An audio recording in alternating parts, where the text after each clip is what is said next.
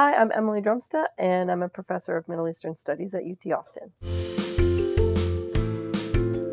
The most general answer I can give to this question is that the Middle East, as we know it today, was basically created by European imperialism, by which I mean the problems that you would associate with particular Middle Eastern countries largely begin in the late 19th, early 20th century when European imperialisms are at their height, at their peak.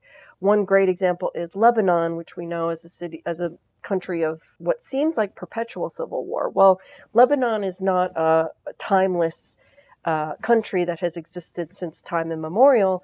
This is a modern political entity created by the French who, seeking influence in the Middle East, decided that really the Lebanese Catholic population, which basically means Maronite Christians, should have their own country separate from the Muslims.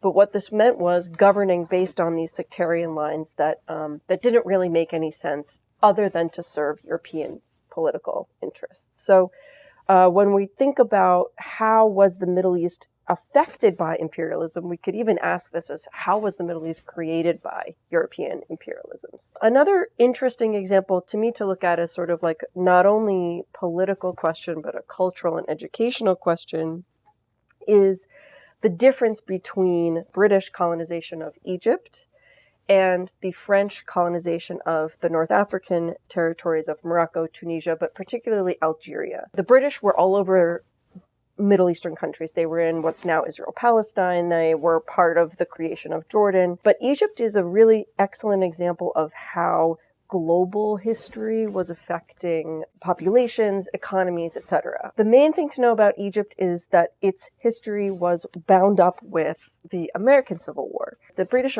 start to be interested in Egypt because the Union in the American Civil War cuts off the export of cotton from southern cities. This means there's no cotton in the world, but we need cotton. So Egypt is a place that's making a lot of cotton, and it can be manipulated under British control to make even more cotton. Before British presence in Egypt, which begins really in 1882, formally, it's in 1882 that the British become the controllers politically of Egypt.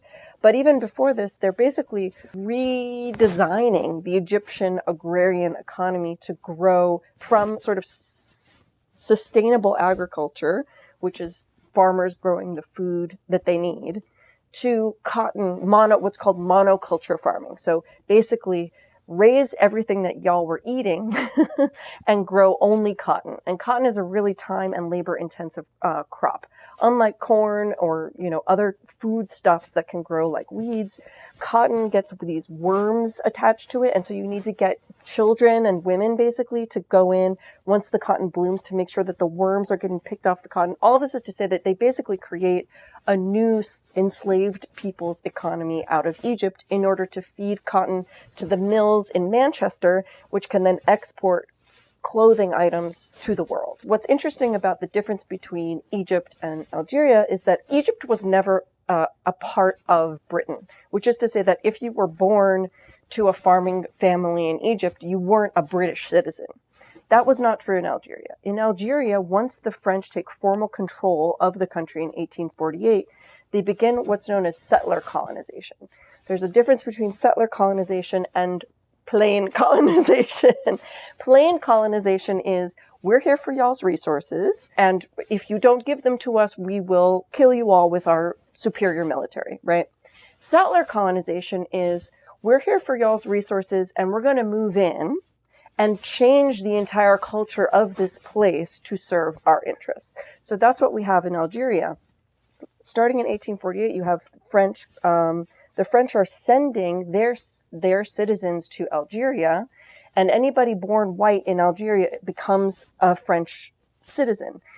What this also means is that in order to access any kind of power in Algeria means that you have to learn French. French is the language of this country. It's the language of state. It's the language of politics, everything. So what this means generally, coming back to the question, is that whereas, in Egypt, English as a language, as an educational system, does have superior control, you have much more survival of what came before. meaning Arabic letters, education in Arabic, education in Ottoman Turkish. These things survive more into the post-colonial era. Whereas in Algeria, there is much less legacy of what came before France and French control, which is why most of the Algerians that you meet today, even if they are Arabic speaking as well, French is really still the language of economy, of education, of culture. That's just a micro example of how do different European imperialisms affect different territories of the Middle East differently. On the one hand, you have England, which really was not interested in creating more English citizens. They were interested in getting the resources that they needed to carry out that economic exploitation. The French had a revolution which nominally made everybody a French citizen on equal footing. That was 1789. Then you get Napoleon coming in, who's ultimately calls himself the emperor. That doesn't go very well. You have the Bourbon Restoration. And French imperialism is related to all those local domestic transformations in France, right? 1830 is the peak of the Bourbon Restoration, which is deeply unpopular. The French people have had a revolution, and then a monarchy comes back into power. That monarchy is really unpopular. So Charles X, who was the monarch in 1830, was like, how do I get all my people back together? They obviously don't like what I'm doing with my domestic politics. So let's have another enemy. And it's called the Ottomans in Algeria. And what I need is a military victory to basically amp up my prowess and my power. And what that meant was that French colonization in Algeria played out really differently than English colonization in Egypt. So that's one answer to this really large question.